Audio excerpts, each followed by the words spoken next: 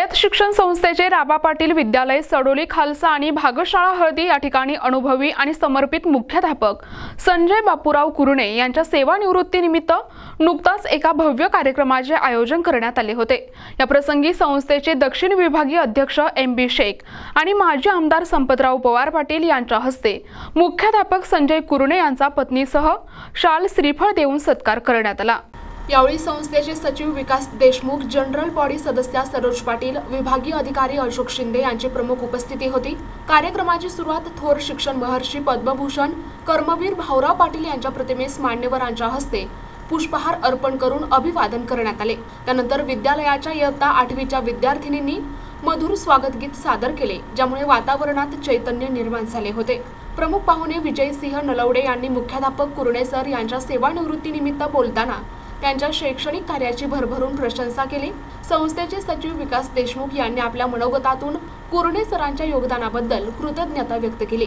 ते म्हणाले, कुरणे सरांनी शाळेची शैक्षणिक आणि भौतिक गुणवत्ता सुधारण्यासाठी आपले बहुमोल योगदान दिले आहे। विविध उपक्रमांद्वारे त्यांनी विद्यार्थ्यांना मार्गदर्शन केले। ते जरी शासनाच्या सेवेतून निवृत्त होत असले तरी संस्थेच्या नियोजनात आणि विद्यार्थी विकासासाठी त्यांचे योगदान यापुढेही मिळत राहील असा विश्वास त्यांनी व्यक्त केला।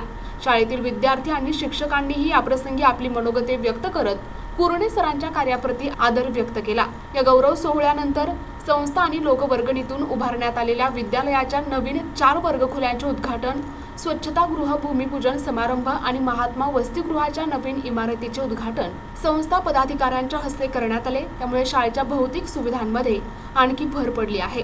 या कार्यक्रमासाठी स्थानिक स्कूल कमिटी सदस्य अशोकराव पवार पाटील, विक्रमसिंह पवार पाटील, उदयसिंह पवार पाटील, MD निचिते, SS पाटील साहेब, भगवान साळोखे, पर्यवेक्षक SA पाटील तसेच सर्व शिक्षक, शिक्षकेतर कर्मचारी, विद्यार्थी आणि पालक मोठ्या संख्येने उपस्थित होते। कार्यक्रमाचे सूत्रसंचालन कला शिक्षक RV शिंदे यांनी केले, तर आभार प्रदर्शन RS आगम यांनी केले। NTV news Marathi, Kolhapur.